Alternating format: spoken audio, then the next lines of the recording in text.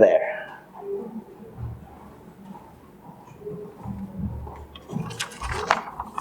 Thank you, Bano. Honorable Deputy Minister of Research, Innovation and Digital Policy, dear friends, lots of friendly faces here, and members of the entrepreneurial community. On behalf of the University of Cyprus, I would like to welcome you to today's event for the presentation of the results of the research project Mapping the Entrepreneurial Ecosystem in Cyprus.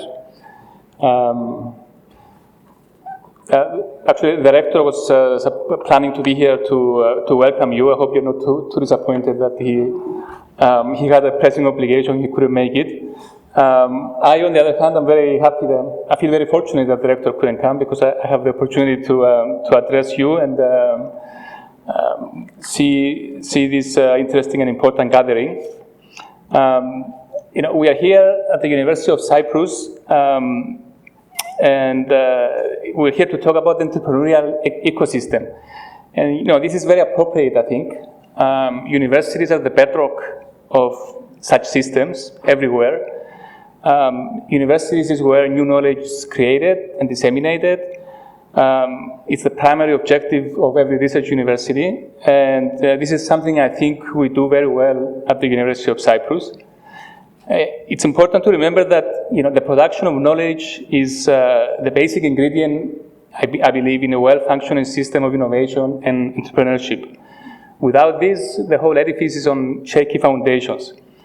So it's important to invest in the production of knowledge, in basic research, even when we cannot see the tangible benefits. They will come with further work. Of course, the production of knowledge is only the first step. It's a long way to go from that to the creation of innovative new products and services that address the needs of society. And this is the part that we are maybe not as good at yet, but working on it. I think both we at the university here and also in Cyprus, generally, this is something that's relatively new, but I think we're getting better. I think in the last few years, we see a culture of entrepreneurship being created, and this is very encouraging, and it's very exciting, I think. Here at the university, we want to be a part of this. Not just for the production of knowledge, but also the further steps for the development of products and services and nurturing entrepreneurship. We have done quite a few things. We have founded this center, which is hosting this event, the Center for Entrepreneurships. We hold startup competitions on an annual basis. We offer entrepreneurship courses. We hold dozens of business lectures every year. We run surveys and compile reports for example, for the Global Entrepreneurship Monitor. We sent 3 students to international events and competition just in 2022. We kind of sowed the seeds for Cyprus Seeds, and we are very happy to see it flourishing. And we also work very hard along with other partners like Ministry to improve the legal framework that will allow the commercialization of ideas coming from universities. In my school, the Faculty of Economics and Management, we further support entrepreneurship through curriculum design. In our MBA program, entrepreneurship is an intended learning outcome for the whole program, and it's supposed to be an outcome in every course. Every course has to have an element of entrepreneurship in it. In the last 5 years alone, we have 3 new master programs, one in business economics with an emphasis on entrepreneurship. That's an inter-university program that has been running for 5 years, I think. More recently, we have the master program in data science, who just finished its first year, I believe, which is a collaboration with an interdepartmental program in collaboration with the departments of mathematics and statistics and computer science. And this September, we're starting a new program in behavioral economics, which is a collaboration between the Department of Economics and the Department of Psychology. Okay. So all these programs, all these interdisciplinary efforts are basically trying to provide our students and the skills that we believe that companies need. So this is just a few things. We will continue to work, and we promise to do more to help these efforts. And I think I'm supposed now to introduce, actually I'm very happy to introduce our next speaker, who is, I know from a few years ago, Dr. Ioanna Sappho-Bebelasi, who is a professor emerita at the Athens University of Economics and Business, and she's going to tell us about her experience in mapping the Greek entrepreneurial ecosystem. Dr. Bebelasi.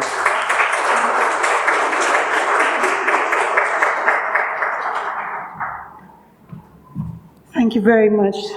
I'm very emotional today because this is a great moment. I've come to Cyprus, to Lefkosia, many times in the past. Well, I consider them many, and I hope they become more in the future.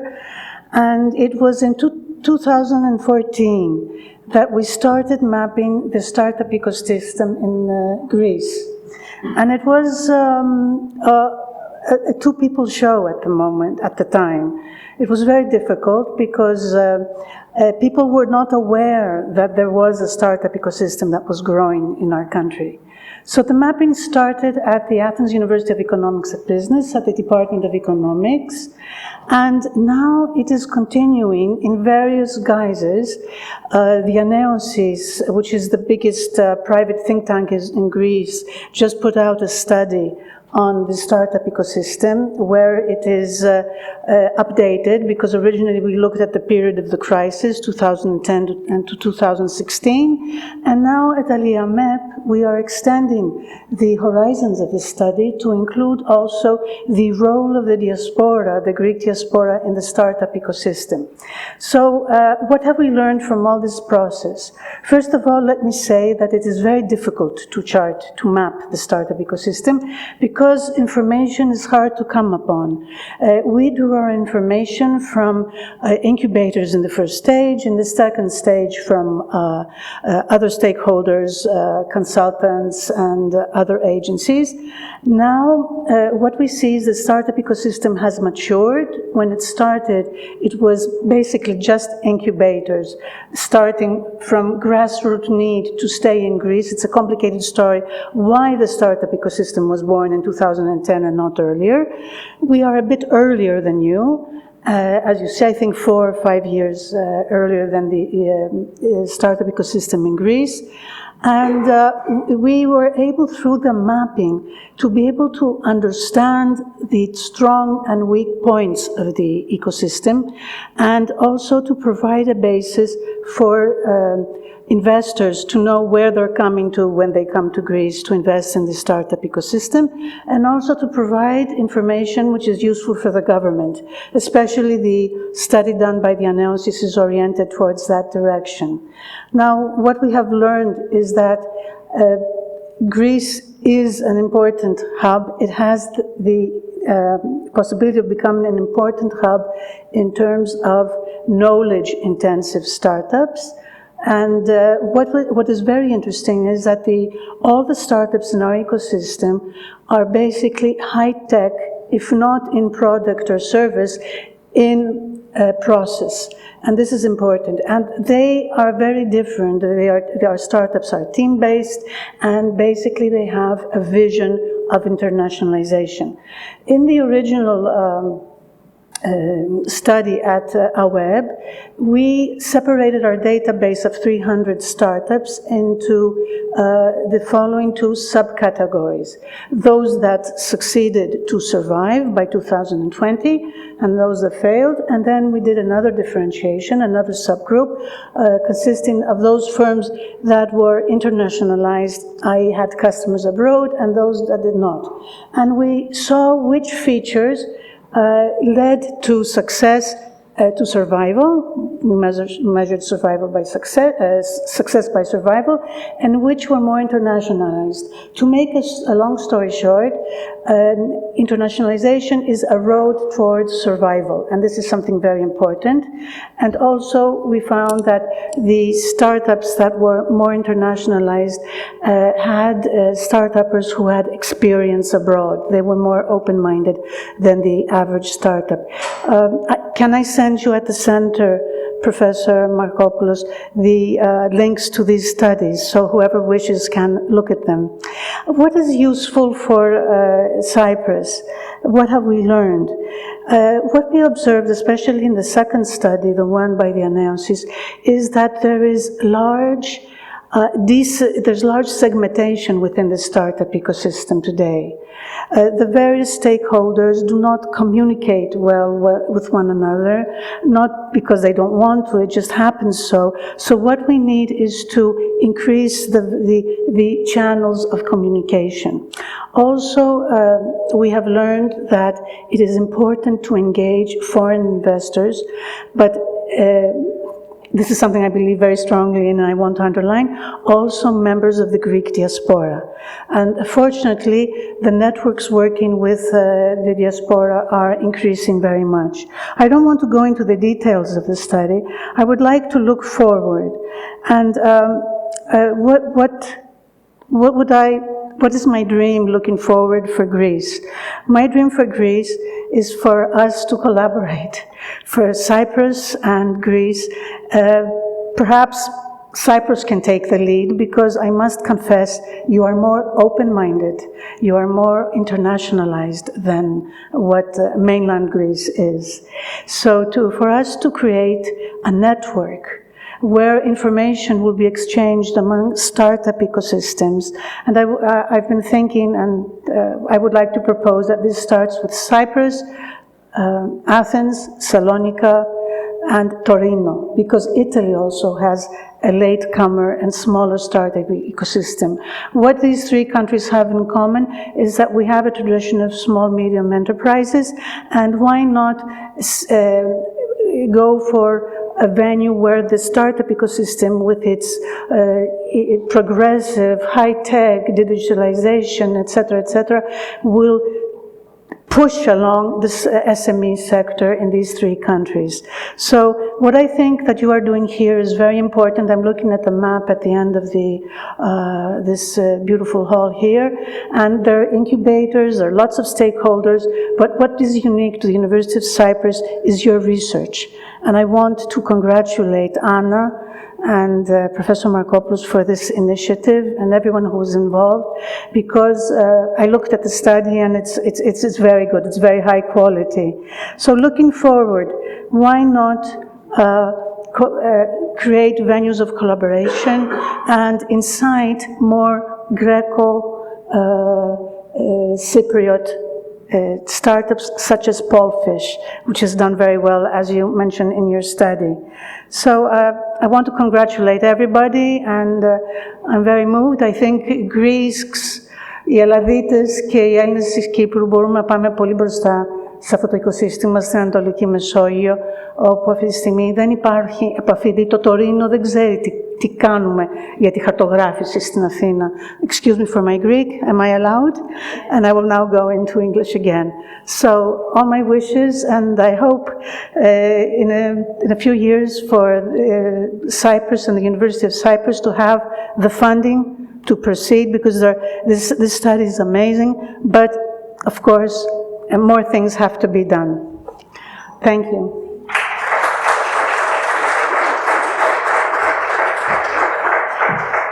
I would like to introduce Ms. Anna Margarito, who's a special scientist in the Center for Entrepreneurship, who did all the work.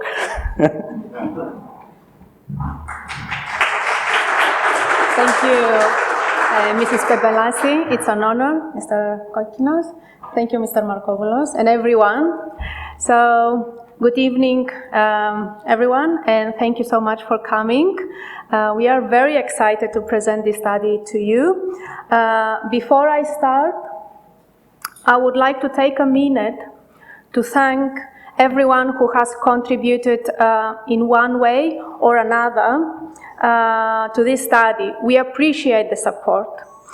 Also, keep in mind that the study is not exhaustive, it's just the first step.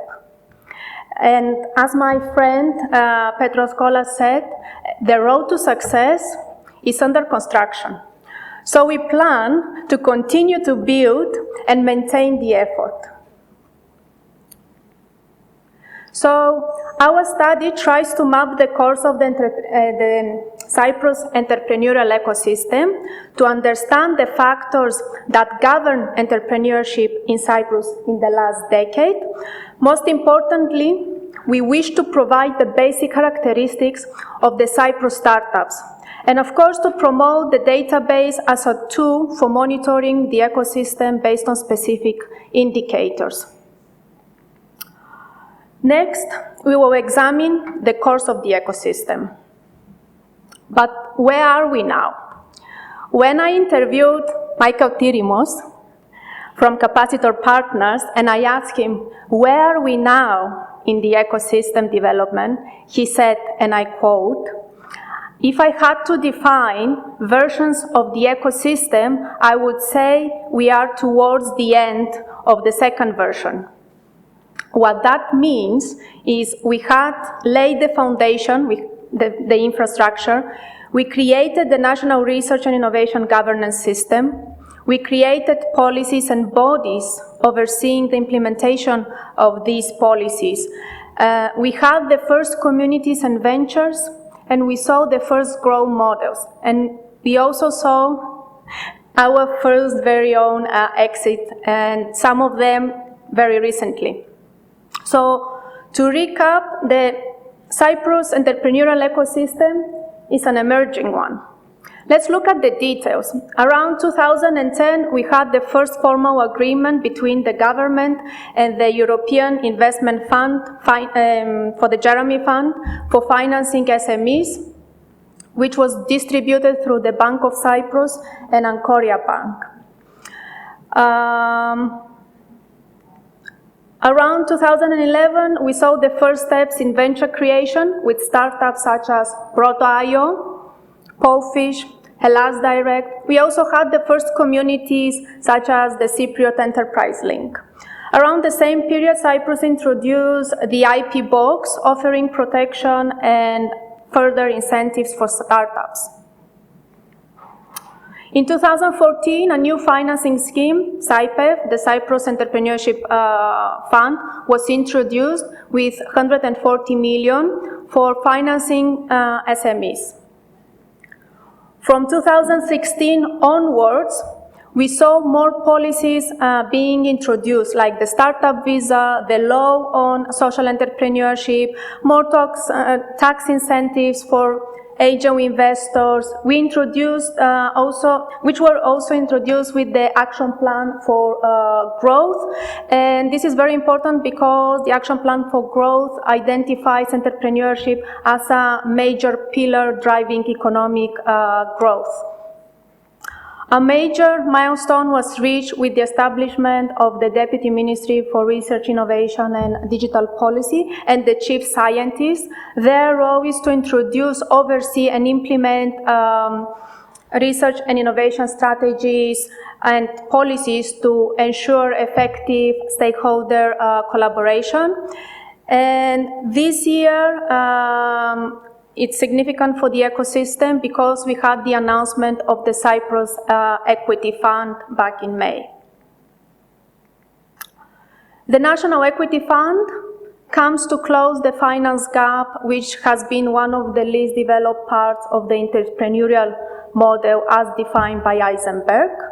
The new fund of funds is structured with resources from the Recovery and Resilience Facility of Cyprus and reflows of the Jeremy Fund with budget of 30 million, and the rest will be supplemented by private investments.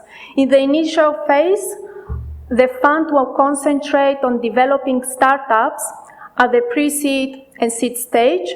The intention is to boost the economic growth, enhance the competitiveness of SMEs, and to speed up the maturity of the ecosystem. Also, it aims to ensure the future readiness for venture capital investment.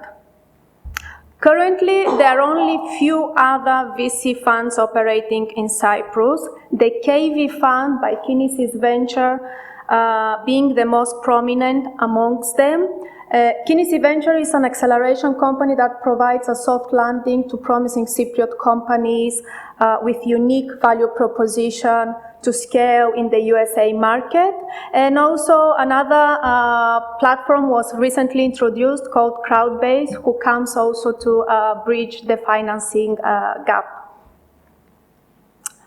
Let's see now who influenced significantly entrepreneurial success. The state is a major player, and with the introduction of the National Research and Innovation Governance System, it has accelerated greatly the growth of the ecosystem, and it enables further entrepreneurial activity. Part of that is the establishment of institutions and bodies such as the Deputy Ministry, which are implementing further the framework for research and innovation. Part of that framework is also carried out through the Research and Innovation Foundation with their programs designed to further support entrepreneurship at the early stage. And let's not forget that many startups today are thriving with oxygen from the Research and Innovation Foundation programs. Then we have academia, which plays an integral role in the ecosystem, not only with innovation coming from research, but also it has the responsibility to address the shortage of graduates, especially in the STEM disciplines.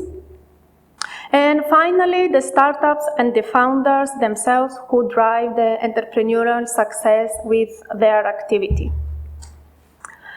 The factors that promote entrepreneurship in Cyprus regards the new policies, like we mentioned, for supporting entrepreneurship and for attracting global talent, with the startup visa, the digital nomad visa, the policy for third country nationals, the IP box, and we have also the certificate for innovative enterprises, which is issued by the Deputy Ministry, the law on social entrepreneurship, further incentives, tax incentives for investors, and let's not forget the grant schemes by the Research and Innovation Foundation.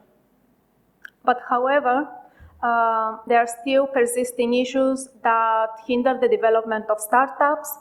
Funding remains as number one, and the small market size, for which startups should adopt an outward-looking approach if they want to scale.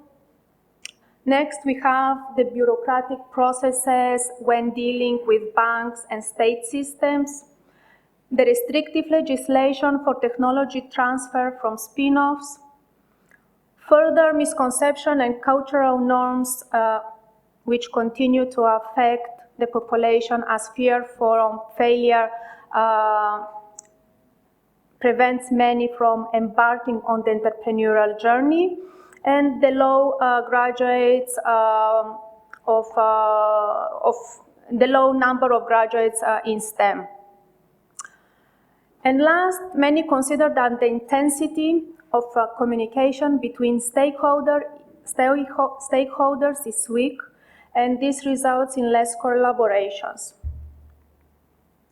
Some of the factors that hinder entrepreneurship contribute to a certain extent to the reasons for startups being rejected from getting funded. Major reasons are the team formation, founder's background and having complementary scheme, the team commitment, or simply there is no demand for the product, weak differentiation.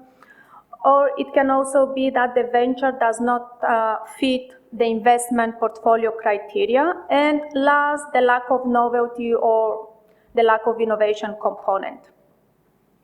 Before we move onto the characteristics of the startups, I think it is important that we provide the definition of what constitutes a startup to differentiate it from the traditional business. So Forbes describes startups as young companies bringing to market unique service or product that is irresistible or irreplaceable to consumers. While traditional SMEs tried a road already tried by many, startups, which usually are less than 10 years old, are trying to create an entirely new template. And as startups strive for growth, this new template needs to be easily scalable. So now let's look at the characteristics of the startups. The majority of them, or 58%, are concentrated in the capital Nicosia. Coming next is Limassol with 25%, and then Paphos and Larnaca with 11% and 6% respectively. The majority of them are registered, and only 4% of them are pre-startups. Most of these pre-startups are research teams, and they are not registered yet due to restrictions with the legislation regarding technology transfer from spin-offs. The vast majority of companies are headquartered in Cyprus, and they have an average age of 3.5 years. Most of the startups in our survey consist of small teams with 2 to 5 employees with a predominantly male composition. Only 17% of that is female. Company size is indicative of the company performance and growth, while team composition shows the need for more gender diversity. And as Cyprus is taking actions towards a more sustainable economy, and as the ecosystem is maturing, we observe how the B2B model becomes predominant, deviating from the B2C model that we had in recent years, which is in the tourism and travel sector. And most of them are using software as a service and price per item revenue models, followed by a 17% being subscription-based, and we expect that number to rise as subscriptions they gain in popularity.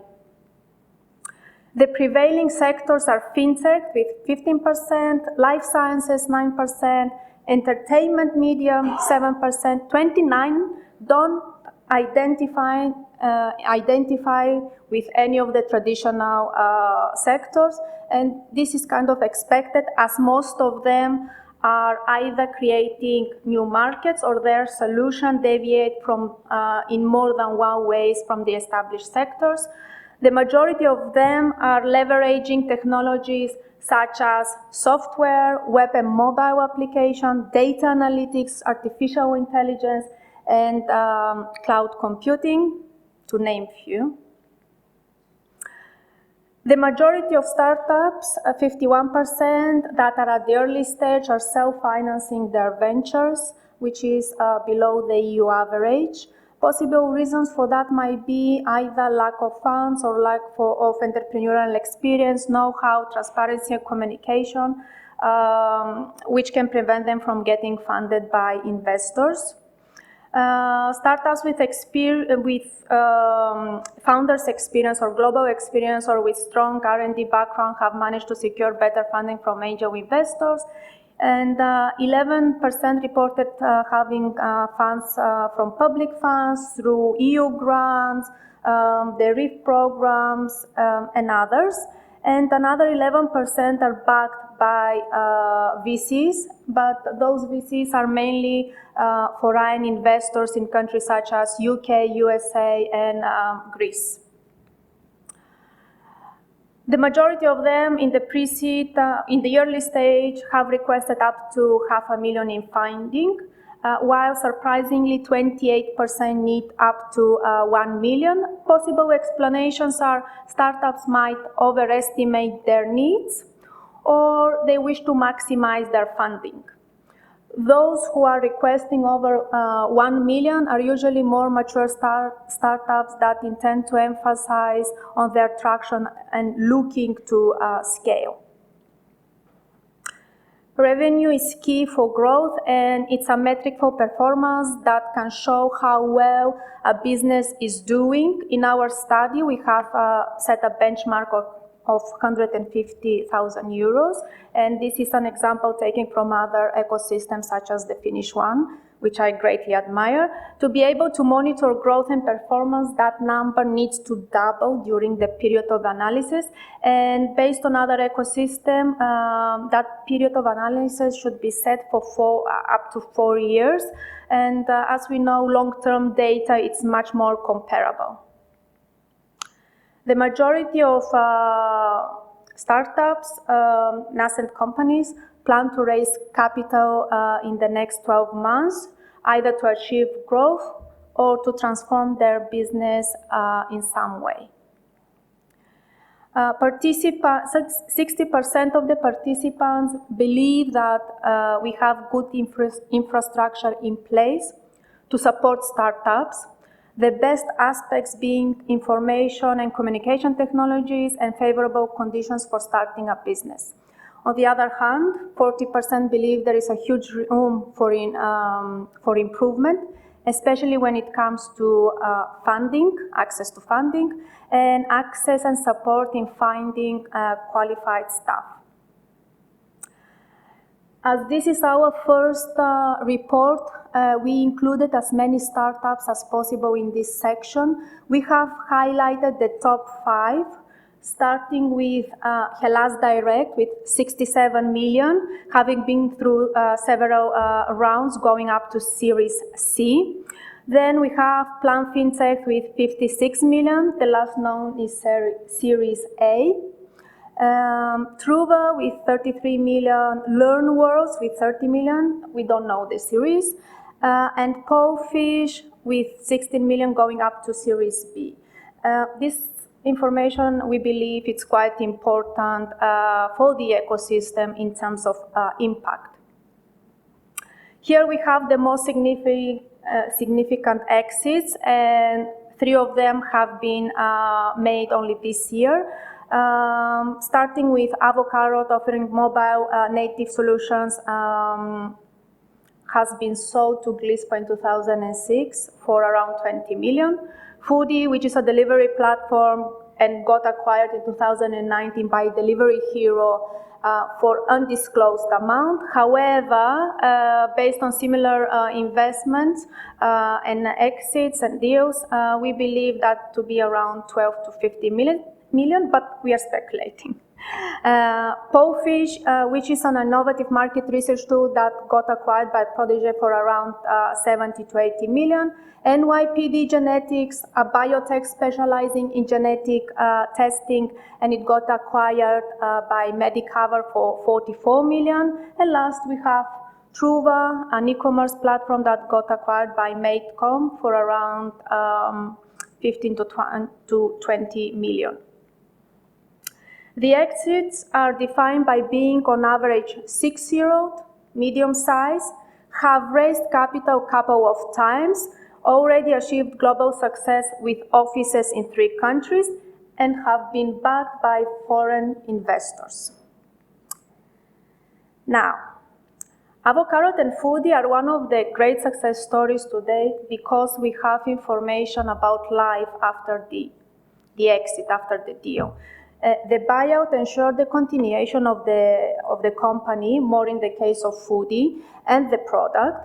The seeming and smooth integration added immediate value to the acquirer, and they have both demonstrated entrepreneurial mindset and understood the importance of culture early on, something that allowed them to achieve growth.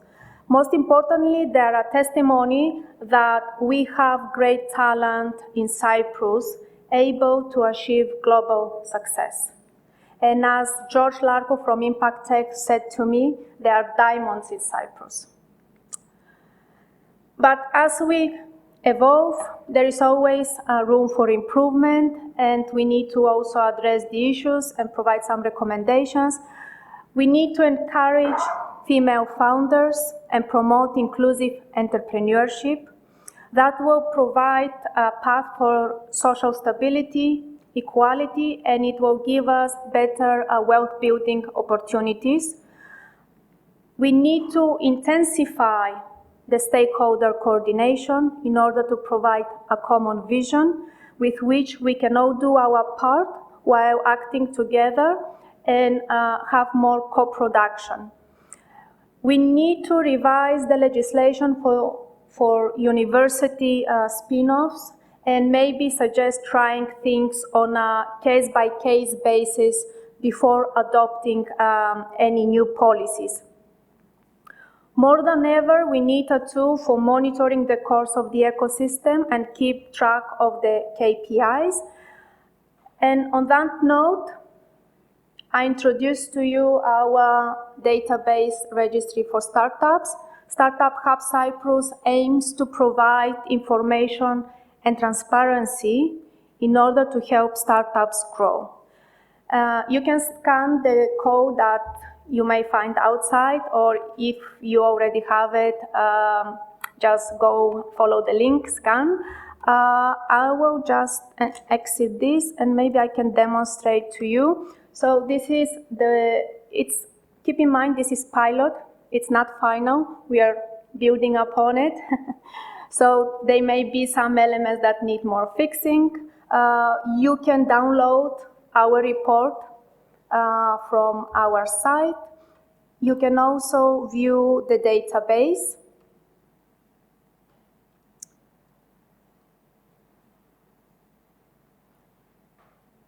These are the startups who have participated. And if you click, it will redirect you to the page of that startup. You can find out about what they do, more information. Of course, in our database, we have more than the displayed information. For different reasons, we don't put everything there. And we hope that soon we will also be able to build some analytics so you can get a better picture. Also, we have included our map, and if you zoom, you can check all the parts of the entrepreneurial model. And of course, we will be very happy to forge new collaborations and new partnerships with whoever is interested to work with us. So thank you. I hope I didn't bore you. I hope this was interesting. And we are planning to continue the efforts and improve. Thank you very much.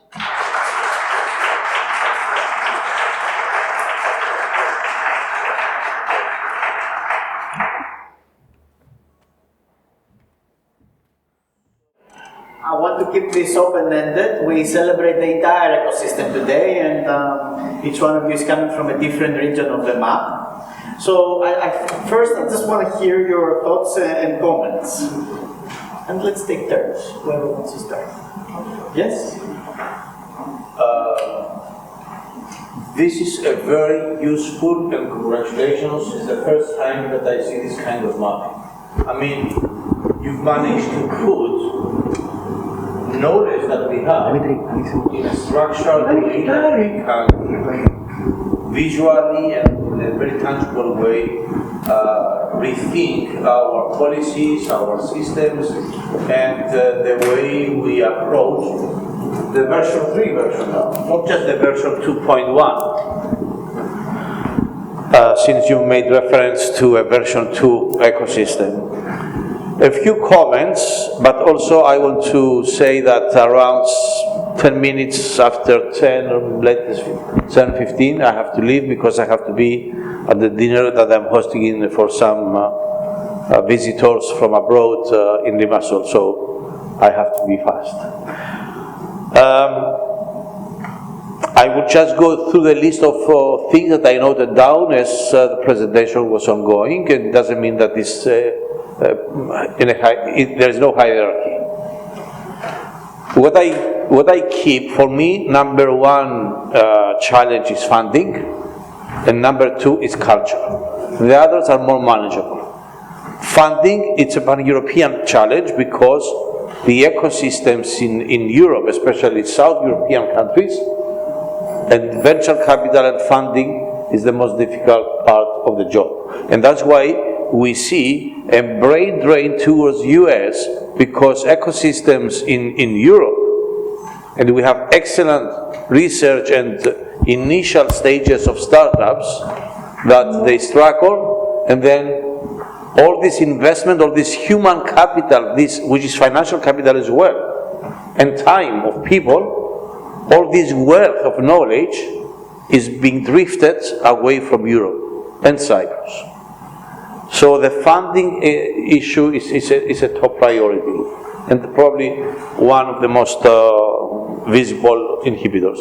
And culture, and when I say culture, it has to do not just with the current ecosystem. It's not just the higher education challenge. It's the culture that starts from the school age.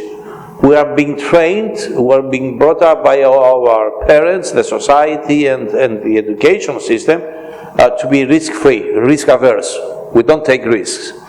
We don't teach entrepreneurial. We don't encourage entrepreneurship. So it's very difficult for a student after 3, 4, 5 years of investing all this money and time to take the risk, and they prefer to take the safe way because their mindset is not trained. It's not, the appetite is not there.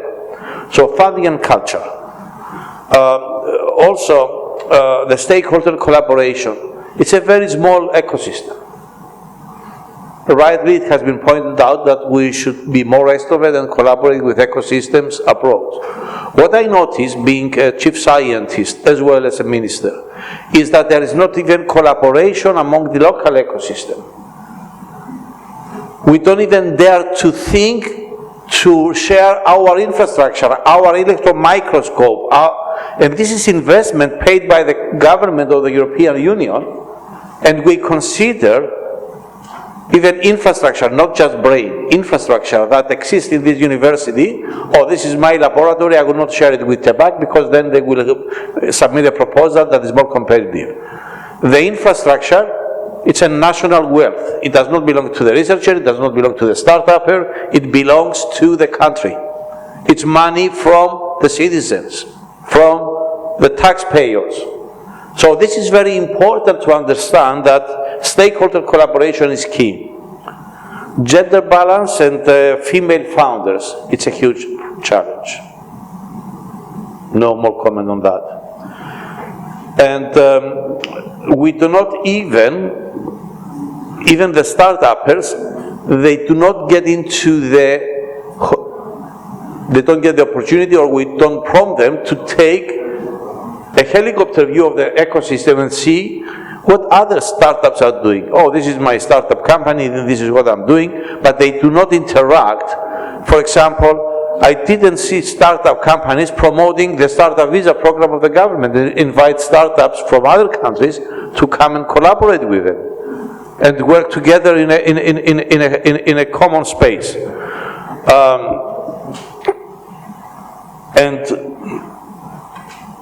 the last two things that I want to provide for kickstarting this conversation is that this very brilliant ecosystem mapping, it's like a repository, it's like a database, and it's just a national. We should see how we interlock and we include the diaspora as other sister or brother ecosystems into this map and make this more complex and more fancy. And also we should make this web link that you show, and I'm willing to consider some funding for it, okay, through my policy program, not to just be a rear view mirror and a repository, but a one-stop shop for every information on startup, and information for startup visa, digital nomad, what kind of equipment exists anywhere in Cyprus that can be reused for my, a 3D printer. If I don't have a 3D printer that can print this quality or this type of material, probably this exists in TEBAC, it exists in another university, and call them up. So think bigger than what you think you should, stretch your imagination and outthink further, and dare to challenge us as policymakers.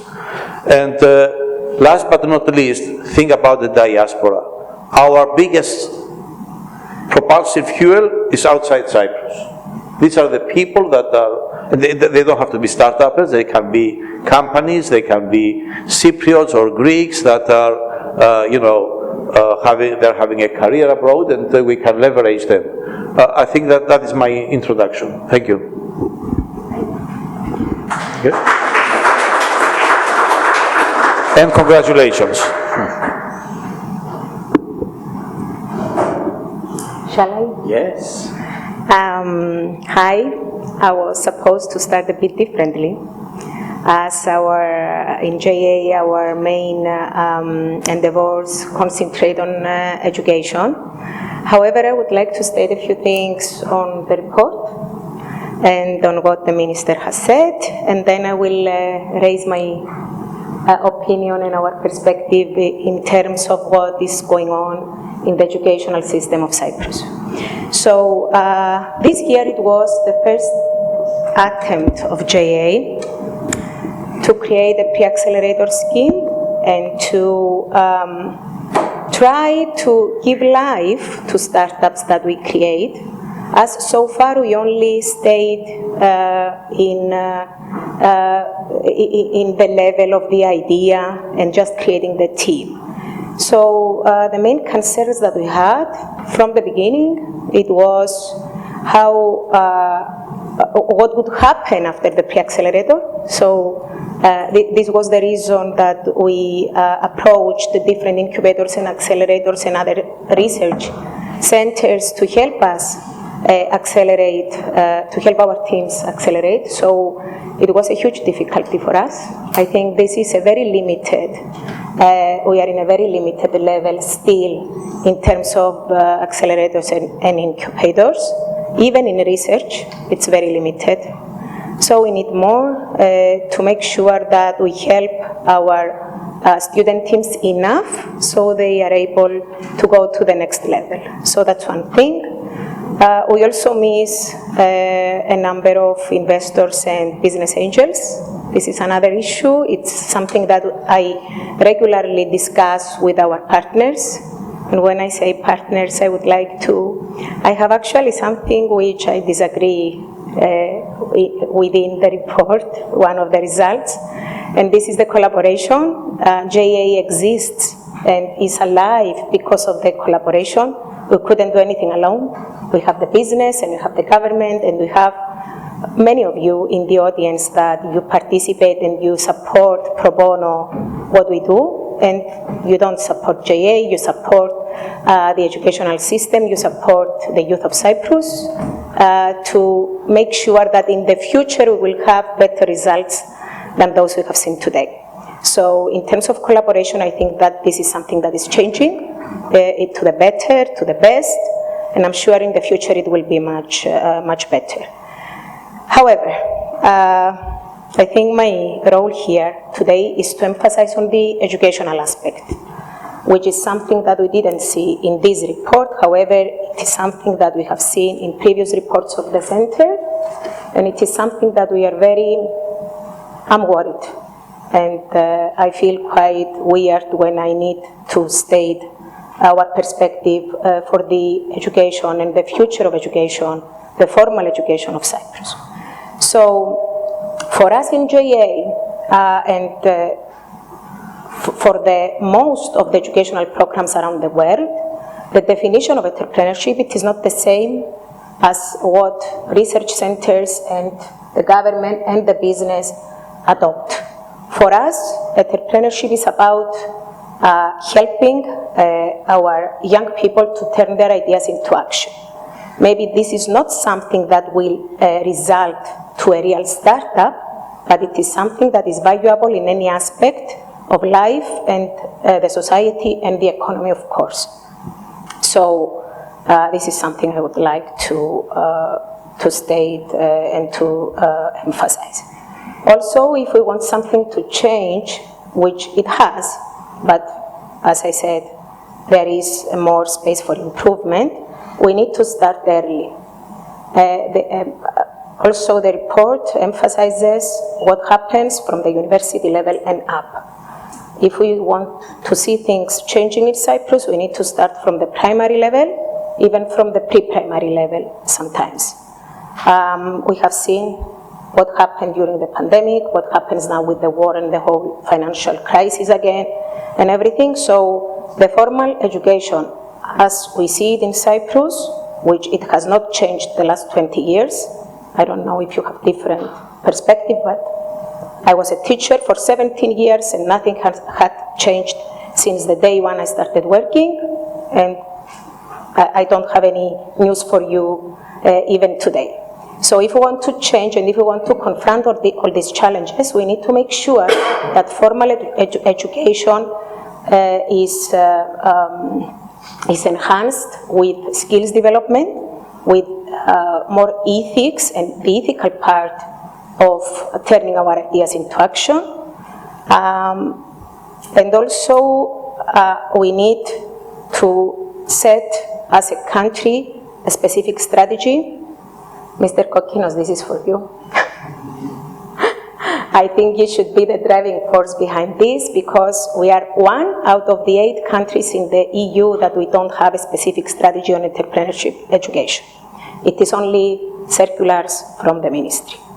So we should conceptualize our entrepreneurship education strategy. We should see altogether how it will be implemented in the formal curriculum. And I should also say that the countries that are highly ranked in the World Economic Forum Competitiveness Index are the countries who have adopted a specific strategy in the formal education as a compulsory lesson. So you talked about the culture, which I agree, I couldn't agree more. And it starts in the pre-primary school. Again, I would say we should enhance and develop teachers' training schemes. It is very important because we want teachers to teach something that they don't know. So if we want them to be able to teach entrepreneurship, imagine that teachers are the less risky people. That is the reason they have chosen this career. So if we want them to teach people to take risks, they should first understand what they need to teach. So, and the last one, it's again about funding, which is also the case for the startups, but it's also the case for education. We need to subsidize not only JA, but any organization who implements programs in schools. As an idea, I live what happens in Scandinavia and in Netherlands. The more so the government adds the same amount that an organization has as a private funding. So if we have like 1 million from private funding, the government subsidizes with another million. And my finishing, I talked a lot. So my finishing line, it would be that if we want to change things, we should further enhance the collaboration between the ministries in terms of educational entrepreneurship education, because in Cyprus, where I think we do a great work in terms of this, we only reach 5% of the whole student population. So all this work, with the support of all of you in here, only reach 5% of the population. Thank you.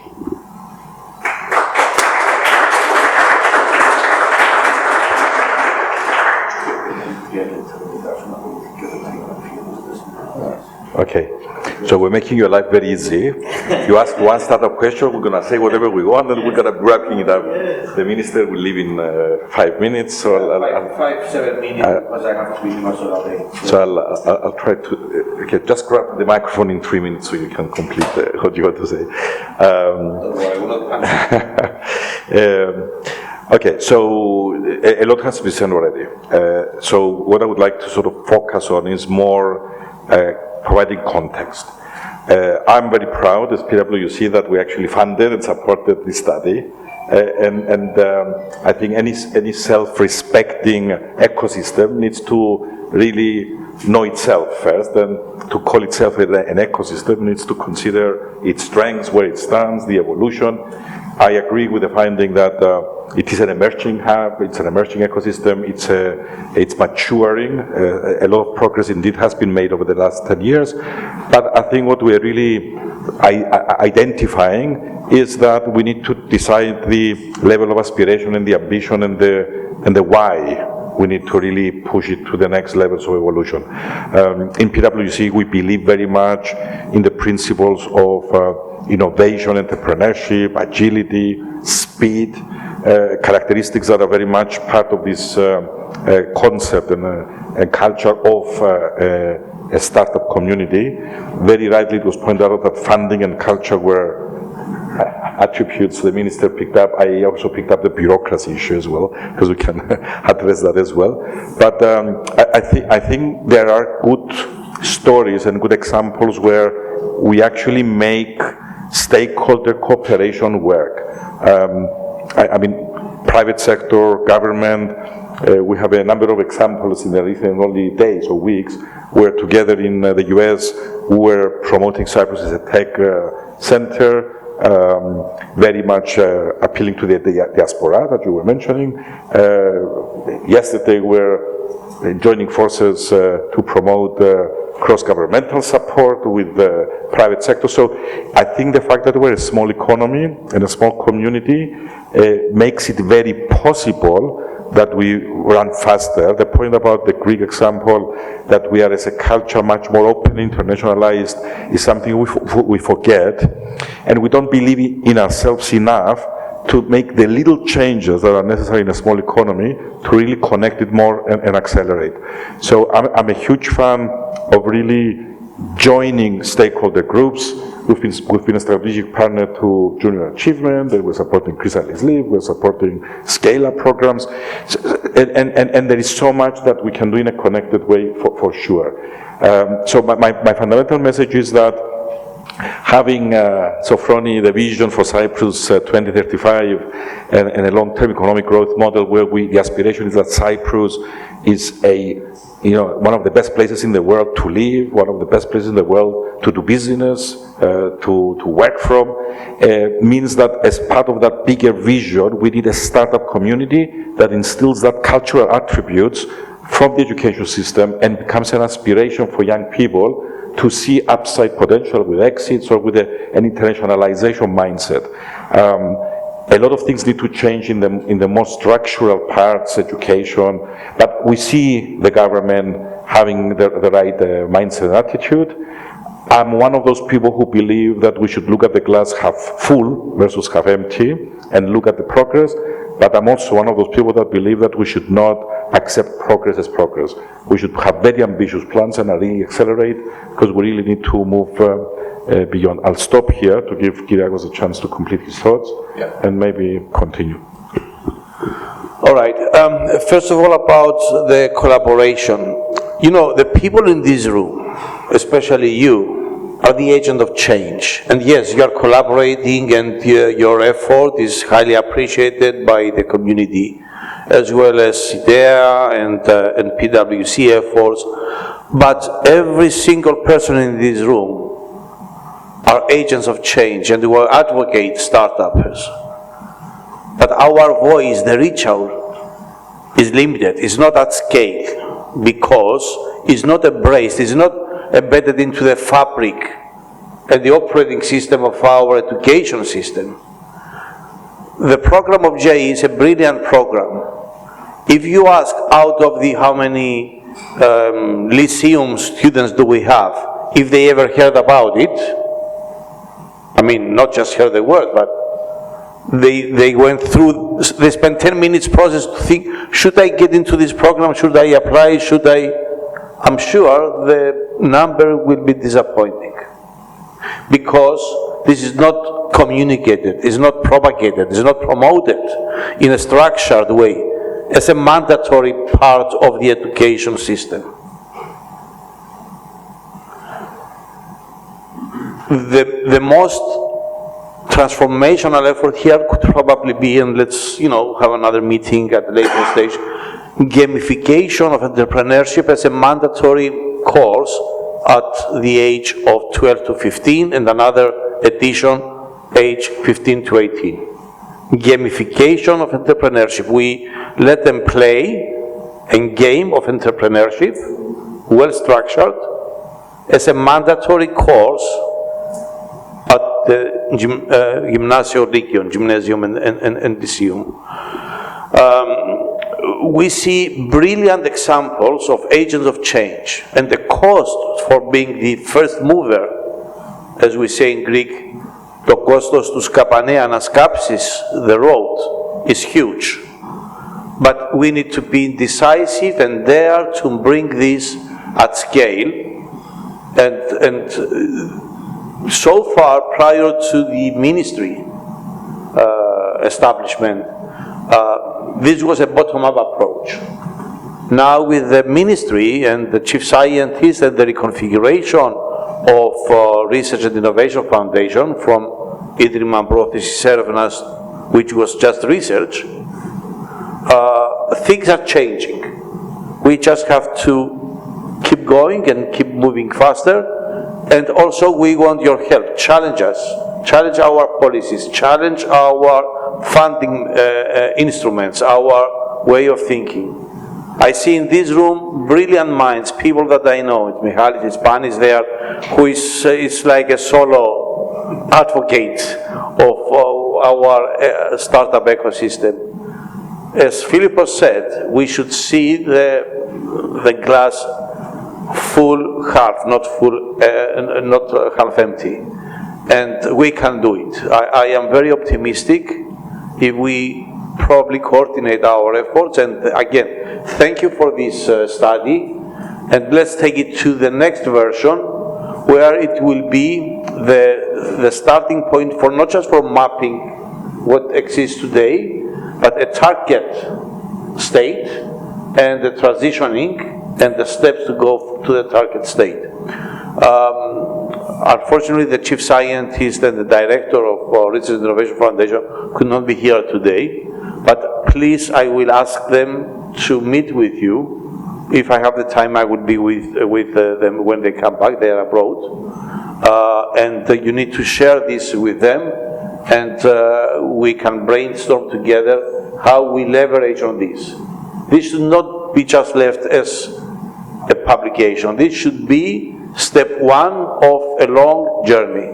Thank you very much. Apologies that I have to leave, and I'm sure that with our two distinguished panelists and the chairmanship of WANOS, good things will come out. Keep it short because we're keeping people away from food and we're not already late. Thank you so much.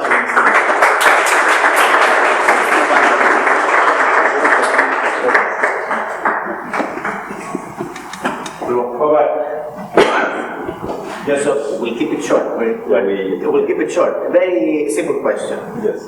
This is about connecting people. This is, are there parts of the ecosystem, you're working with a lot of people, but are there parts of the ecosystem that you would like to work closer with? Is that Australia? Yes. Okay. Thank you. So we work close with companies, we work close with the academia, and thank you for this. We work close with different stakeholders, and lots of people, entrepreneurs who come as speakers. I mean, like 10 years ago, nobody would go to a school to speak for that. So now it's quite usual, which is great. What else we could do? I think we should put this in a more effective, under a more effective structure. What I mean, to be well organized, well in advance, so all the JA activities and all the interventions that we make into the schools would have all these stakeholders interacting during this process. This is, we use mentors, people, professionals who come from the industry and they go to schools and they inspire the young kids, etc. But I think this should be enhanced more. Thank you. Before you start, I want to thank you for for providing the funding for this. It was the funding for this research was a very short phone call to Costadina. Startup ecosystem map? Yes. So, yes, we need this. Go. It was like a 2-minute phone call. So thank you for making it easy for us. Are there other parts of the ecosystem that you feel you should be closer with, but for reasons for some reason it's not really happening?